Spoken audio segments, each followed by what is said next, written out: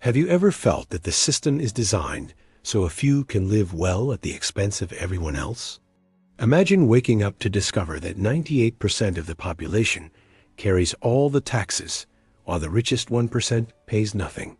Imagine the price of bread rising so high that your salary can no longer cover even a single meal.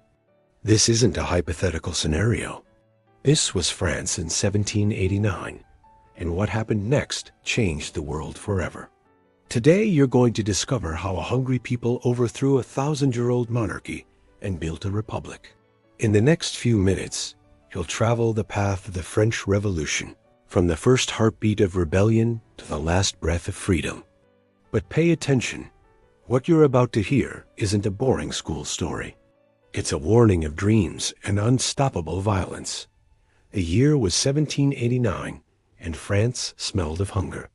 The harvests had failed, and bread cost what a worker earned in a day. Meanwhile, at Versailles, Louis XVI and Marie Antoinette lived surrounded by luxury, oblivious to their people's suffering.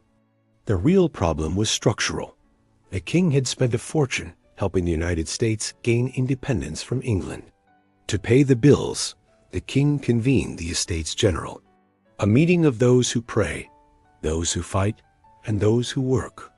The Third Estate, representing 98% of the population, always lost.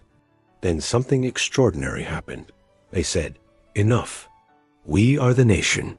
On a tennis court, they took an oath. They would not separate until they gave France a constitution. The king began moving troops toward Paris.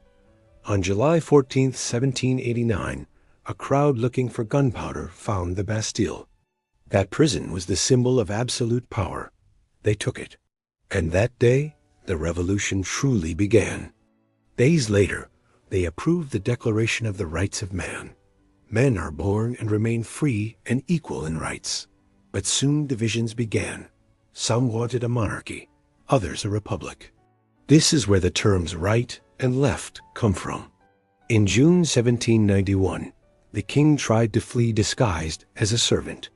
He was caught at Varennes. The monarchy was mortally wounded. Then came war.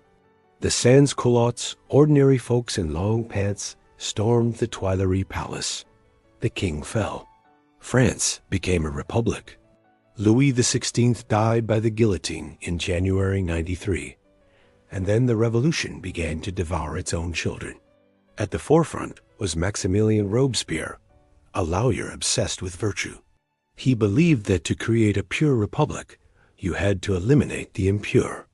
So began the terror. Nearly 17,000 people were officially executed. The guillotine worked non-stop. They called it the National Razor. But the terror turned against Robespierre. In July 94, he was arrested and guillotined. The people who cheered him now booed. Tired of chaos, the people looked to a young, charismatic general. His name was Napoleon Bonaparte. In 1799, Napoleon staged a coup. 10 years after the Bastille, France had a strong man again. The revolution was over. The French Revolution taught us that liberty is worth fighting for. But it also taught us that the dream can become a nightmare. How do we build a just society without destroying ourselves in the process? Leave your opinion in the comments.